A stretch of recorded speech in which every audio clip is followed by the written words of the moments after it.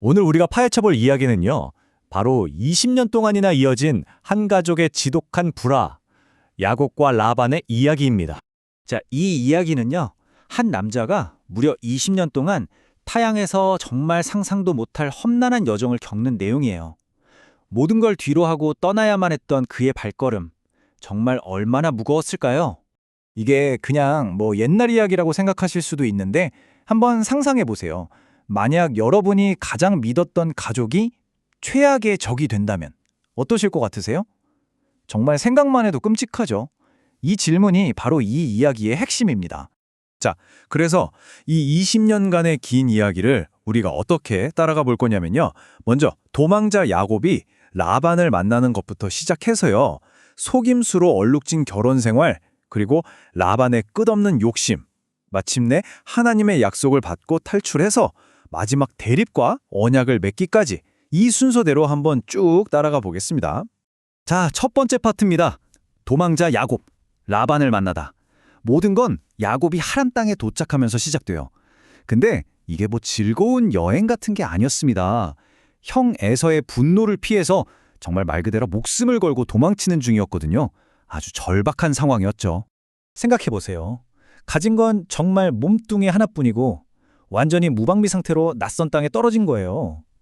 그가 기댈 곳이라고는 눈에 보이지 않는 내가 너와 함께 하겠다는 그 하나님의 약속, 그거 하나뿐이었습니다. 자, 이제 두 번째 단계. 속임수로 시작된 결혼 생활입니다. 야곱이 하란에서 뭔가 새로운 희망을 보는 것 같았거든요. 그런데 바로 여기서 그의 인생을 완전히 뒤흔들어 버릴 엄청난 갈등이 시작됩니다. 야곱이 외삼촌의 딸 라헬을 보고 첫눈에 반해버린 거예요. 그래서 라헬과 결혼하게 해달라고 그 조건으로 무려 7년을 공짜로 일하겠다고 약속합니다. 7년. 요즘으로 치면 상상도 못할 지참금이죠. 그만큼 야곱이 라헬을 정말 사랑했다는 걸 알 수 있는 대목이에요. 근데 외삼촌 라반의 계획은 따로 있었습니다. 아주 치밀해요. 일단 라헬을 주겠다고 약속을 하죠. 그리고 야곱이 7년 동안 뼈 빠지게 일하는 걸 다 받아먹은 다음에 대망의 결혼식 날 밤에 라헬이 아니라 언니 레아를 신방에 들여보낸 겁니다. 야곱 입장에서는 진짜 꼼짝없이 당한 거죠. 자, 보세요. 야곱은 당연히 사랑하는 라헬과 결혼했다고 생각했겠죠. 그런데 아침에 눈을 떠보니 옆에 있는 건 레아였던 겁니다. 이 배신감과 충격, 정말 어마어마했겠죠. 결국 야곱은 라반이 쳐놓은 덫에 제대로 걸리고 만 겁니다. 라헬을 얻으려면 7년을 더 일하라고 하거든요.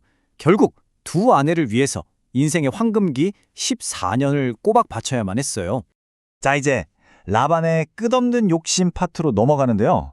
사실 이 결혼 사기극은요, 시작에 불과했습니다. 이걸 계기로 둘의 관계는 단순한 가족 갈등이 아니에요. 20년 동안 이어지는 아주 지독한 노동 착취 관계로 완전히 변질되어 버립니다. 이 타임라인에 한번 쭉 보세요. 7년 차에 사기 결혼을 당하고 14년 차에 겨우 라헬을 위한 노동이 끝나죠. 그리고 그 뒤로 6년 동안은 자기 재산을 모으기 위해 일합니다. 합쳐서 20년. 정말 인생의 청춘을 고스란히 외삼촌 밑에서 보낸 거죠. 라반의 탐욕은 진짜 끝이 없었어요. 나중에 야곱이 직접 하는 말인데 품삯 계약을 자그마치 10번이나 자기 마음대로 바꿔버렸다는 거예요. 정말 악독고용주도 이런 악독고용주가 없죠. 그런데 야곱도 계속 당하고만 있지는 않았습니다. 라반이 교묘하게 자기 재산을 뺏으려고 하니까 얼룩지고 점 있는 양은 자기 걸로 하는 계약을 맺고 아주 기발한 방법으로 그런 양들을 많이 태어나게 만들죠. 라반의 계략에 맞서서 자기 몫을 챙기기 시작한 겁니다. 자, 그리고 네 번째 파트입니다. 그렇게 20년이라는 긴 세월이 흘렀어요. 정말 끝도 없이 이어질 것 같던 이 착취의 고리 속에서 드디어 모든 판도를 뒤집을 극적인 전환점이 찾아옵니다. 내 조상의 땅, 내 족속에게로 돌아가라. 내가 너와 함께 있으리라. 바로 이 명령이었습니다. 야곱이 드디어 이곳을 떠나도 된다는 하나님의 직접적인 사인을 받게 된 거죠. 이게 결정적인 순간이었습니다. 그럴 수밖에 없었던 게 당시 분위기가 정말 살얼음판이었거든요. 야곱이 부자가 되니까 라반이랑 그 아들들이 대놓고 시기하고 미워하는 게 느껴졌던 거예요. 그래서 야반 노주? 그러니까 밤에 몰래 도망칠 수밖에 없었던 겁니다. 이제 드디어 마지막 대립입니다. 이야기가 클라이맥스로 향하는데요.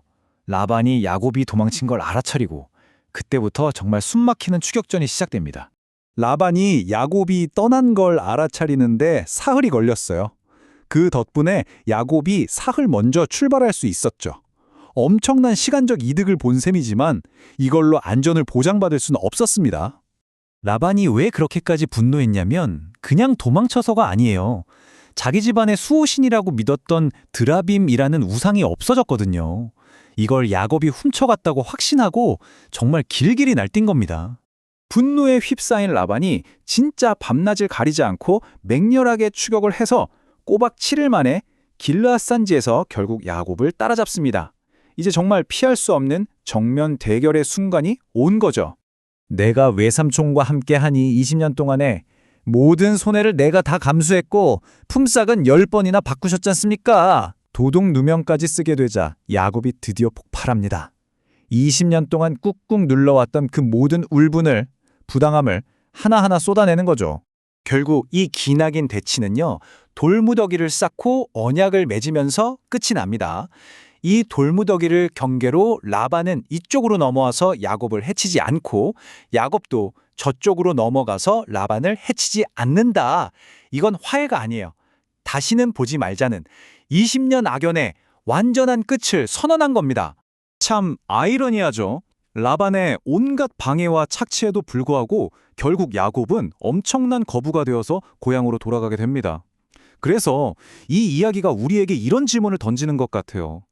인간의 이기심, 또 그 교묘한 계략이 과연 하나님의 더 큰 약속과 계획을 막을 수 있을까? 결국 모든 것은 정해진 길로 가게 되는 게 아닐까? 여러분의 생각은 어떠신가요?